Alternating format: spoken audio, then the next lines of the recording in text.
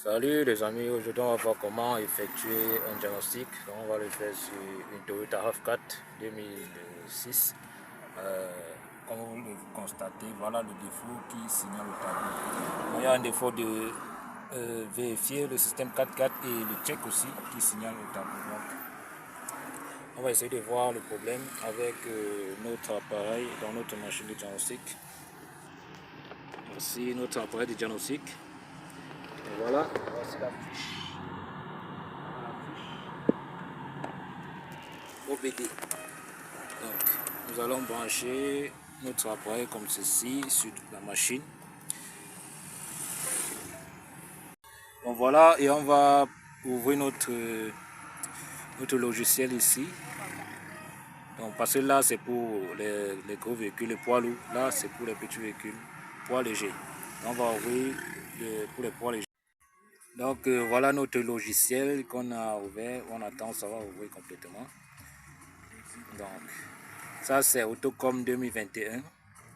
Et j'utilise Delphi. J'utilise Delphi sur Autocom. Donc vous pouvez également utiliser Delphi sur Autocom. Ça marche avec les deux.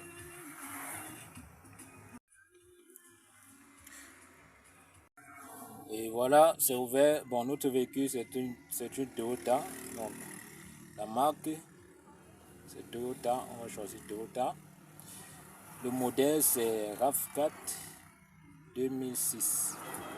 2006 ou 2007, ça marche avec les deux. Bon, comme c'est le système 4x4, nous allons entrer ici sur multifonction. Ensuite, on entre sur 4-wheel drive et on lance le diagnostic ici.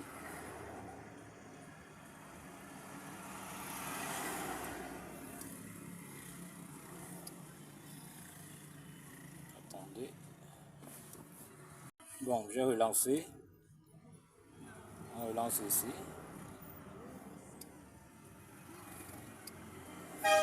Alors, on dit le véhicule ne répond pas. Bon, c'est où que vous avez mis le contact, c'est une erreur que j'ai faite. Je n'ai pas allumé le contact. Donc voilà, on va relancer maintenant notre diagnostic.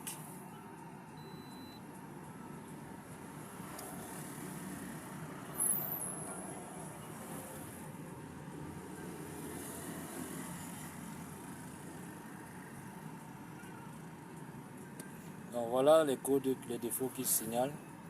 Unité de commande du moteur de faïence, électrovanne linéaire, module de commande, défaut de communication, unité de commande, capteur d'angle de braquage.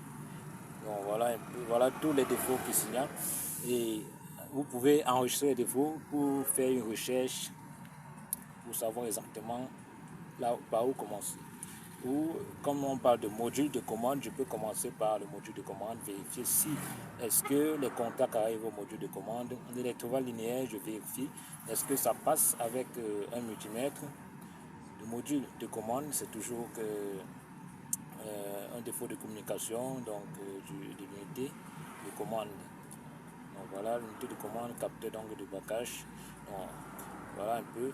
Le capteur d'angle de braquage se trouve sur le volant. Donc, voilà un peu les défauts qui signalent pour le système 4x4. Donc,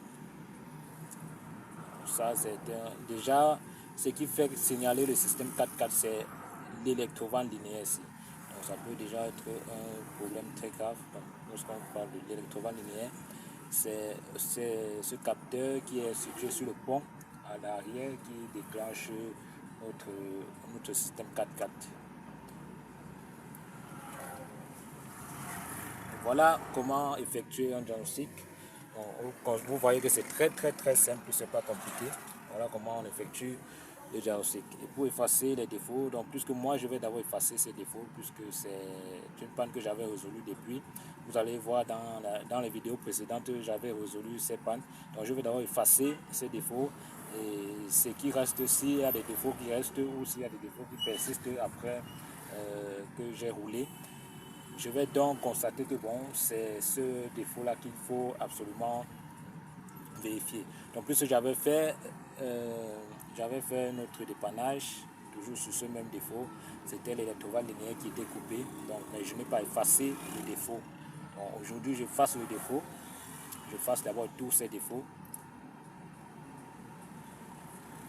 Vous pouvez voir dans les vidéos précédentes comme j'avais eu à dépanner ce problème. Donc voilà maintenant le défaut qui est unité de commande. Ça veut dire que ce n'est plus sur l'électrovan linéaire que j'avais dépanné la fois dernière. Maintenant c'est sur l'unité de commande du moteur. L'unité de commande du moteur, ça c'est l'unité de commande du moteur ABS.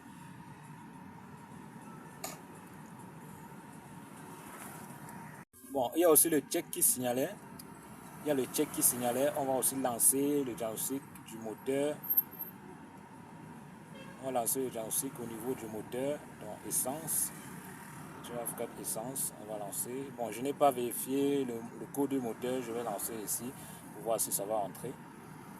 Bon, si ça n'entre pas, je vais entrer en mode générique pour que ça ne complique pas la tâche.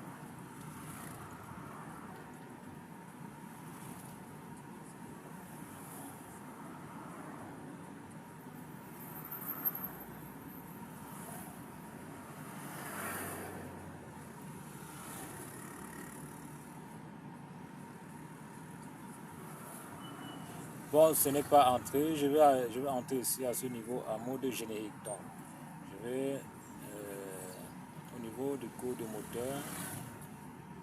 Bon, on va ici. Je vais entrer en générique OBD. Je vais lancer le diagnostic.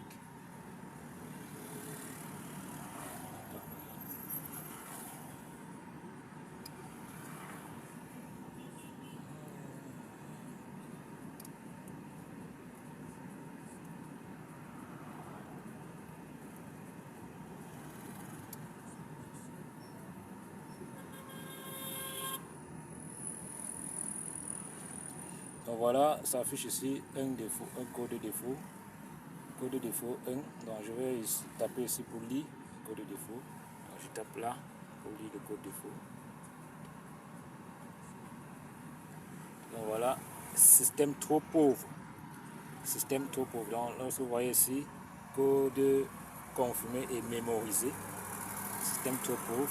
Ici à ce niveau, en bas, code en attente de cycle de conduite précédente et actuelle.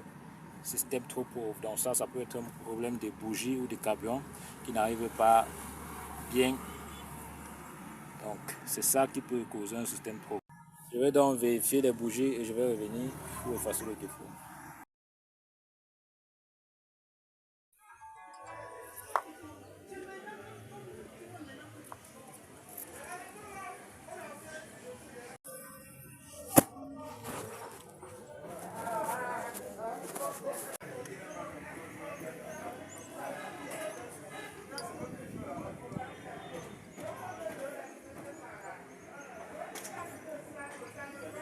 La bougie est bonne, on ne va pas changer la bougie.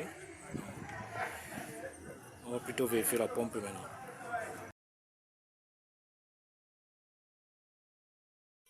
Donc, vous avez constaté que le défaut a disparu, ça a complètement disparu. Donc, j'ai remplacé la pompe de carburant. J'ai remplacé la pompe à carburant juste derrière les sièges, en bas des sièges arrière. Et c'est tout. Donc, lorsqu'on parle de mélange pauvre, vous allez constater qu'il doit y avoir un défaut de bougie, de l'air qui n'entre pas complètement. Donc, la quantité d'air est insuffisante ou bien c'est très élevé ou encore le carburant qui n'arrive pas bien. Donc, voilà, et c'était la pompe était faible. Donc, voilà, c'est tout pour la vidéo pour aujourd'hui.